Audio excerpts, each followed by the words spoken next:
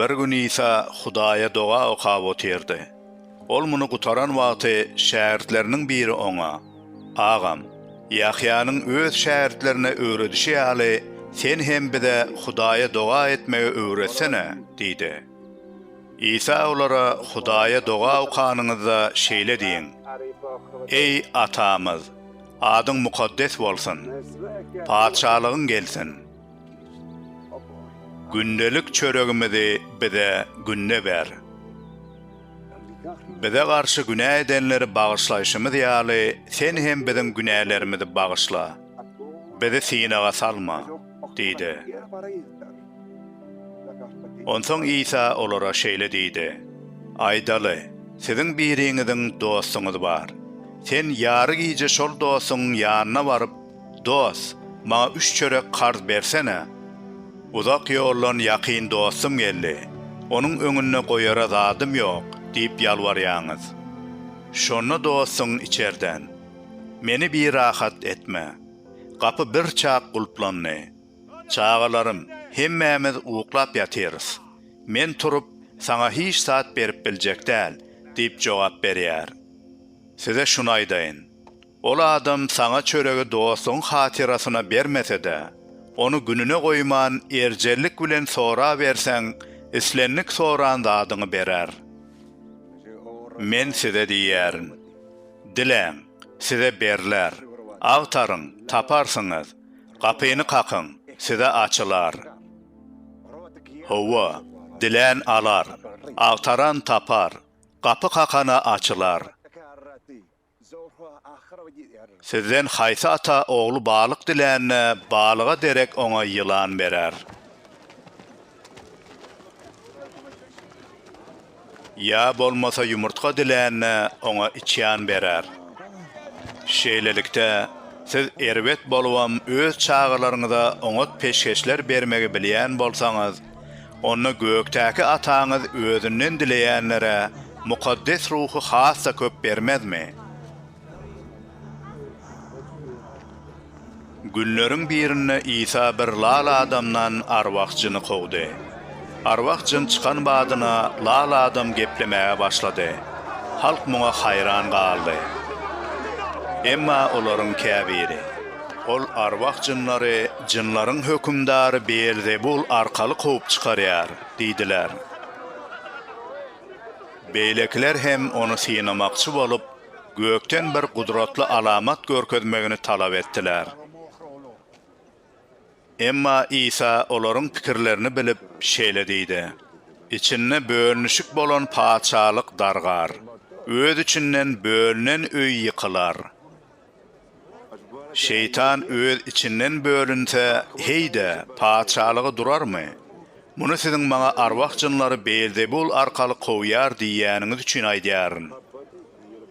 Men arwah jynlary Beelzebul arkaly kowýan bolsam, onda siziň adamlaryňyz olary kim arkaly kowýarlar?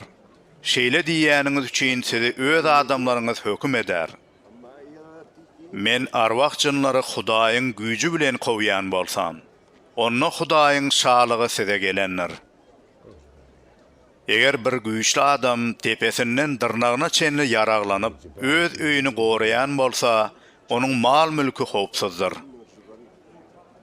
Emma özünden güýçli adam hüjüm edip, onu ýeňse, onu onuň buýsanýan hemme yaraglaryny elinden alyp, talan oljasyny paýlar. Meniň bilen bolmadyk maňa garşydyr. Meniň bilen sürüni toplamadyk onu dargadýandyr." Arwah jyn adamdan çykandan soň gurak ýerlere aýlanyp dynçlyk gözleýär, emma tapmaýar. Şonu ol, "Çykan öýüme dolanaýyn" diýär. Dolanyp gelenne öýüň süpürilgi, hemme zadyň ýeri ýerdigini görýär. Onsoň gidip özünden hem erbet 7 ruhy ýanyna alýar da şol ýere baryp mesken tutýar. Şeýlelikde ol adamyň soňky ýagdaýy öňküsünden erbet bolýar. İsa bu zatlary aýdyp durga, mähelleniň arasyndan bir aýal sesini gatallyp: "Seni dogran, seni emniren ene nä hili bagtly?" diýdi. İsa bolsa, Hawwa, Hudaýyň sözüni eşidip, onu berja edýänler has hem bagtlydyr, diýip jogap berdi. Mähelle has köp üýşenne İsa şeýle diýdi. Bu nesil erwet nesiller. Olar alamat talap edýär. Emma olara Yunus peýgamberinkiden başga alamat berilmez. Yunus Nineve halkyna nähili alamat bolan bolsa, insan oglu da bu nesle edil şonuň ýaly alamat bolar. Günorta melikesi kıyamet günü bu nesle karşı çıkıp onu hüküm eder.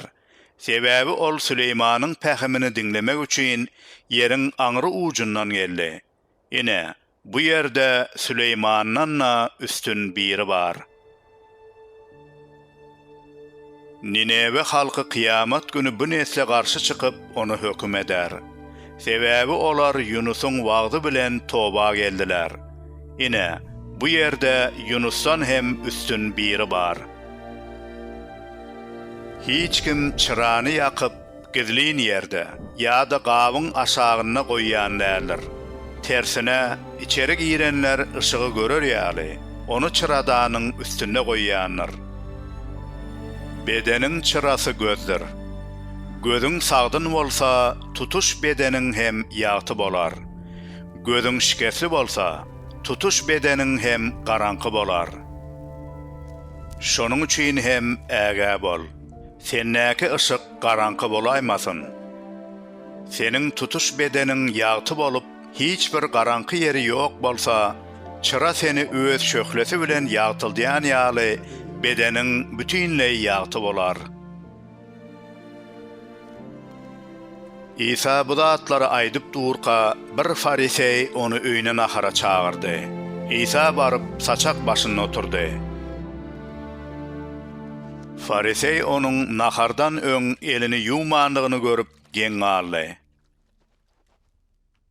Emma Reb İsa ona şeýle diýdi. Ine, siz fariseyler käsedir gap çanagyň daşyna arasalaýarsyňyz. Emma içiniz aç gözlükten hem pislikten noludur.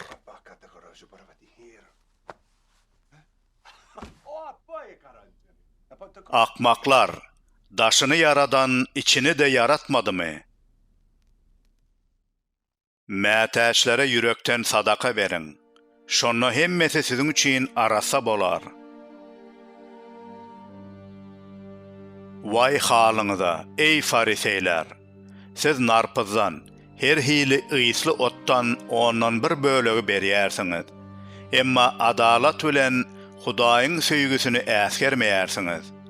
Bularyň birini berja edip, beýleklerini taşlamaly dälsiňiz. Vay halyňyza, ey fariseyler! Siz sinagogalarda baş kürsüleri, bazarlarda özüňize salam berilmegini halaýarsyňyz. Vay halyňyza! Siz hiç belligi bolmadyk mazarlara meňdeýärsiňiz.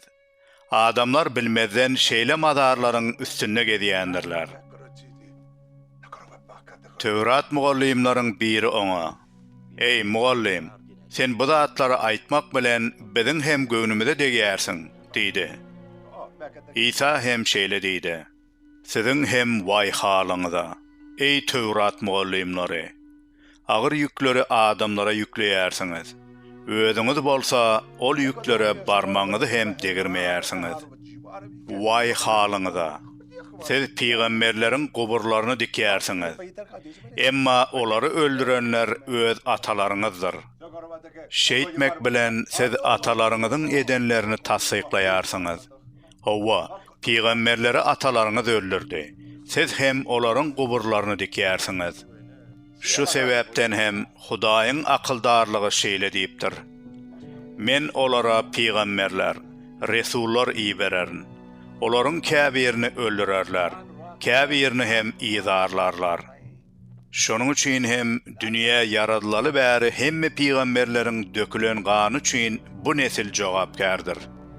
Habil'ın kanundan başlap Obadathana bilen Gurbanlyk sypatynyň arasyna öldürilen Zekeriýanyň kanuna çenni bu nesil jogapkärdir. Owa, men size şunu aýdýaryn. Ähli gabahatlyklar üçin şu nesil jogap berer. Vay halyňyza, ey Tövrat mugallimlary! Siz bilimiň açaryny alyp gitdiňiz. Özüňiz bu gapydan girmediňiz. Girmek isleýänlere hem böwet boldyňyz. İsa ol ýerden gaýdan wagty fariseýler bilen Tövrat mugallimlary onuň garşysyna çykyp, üstüne ençeme meseleler baradaky soraglary ýagdyrmaga başladylar. Şeýdip İsa'ny sözüne tutjak bolup amatly pursaty peýleýärdiler.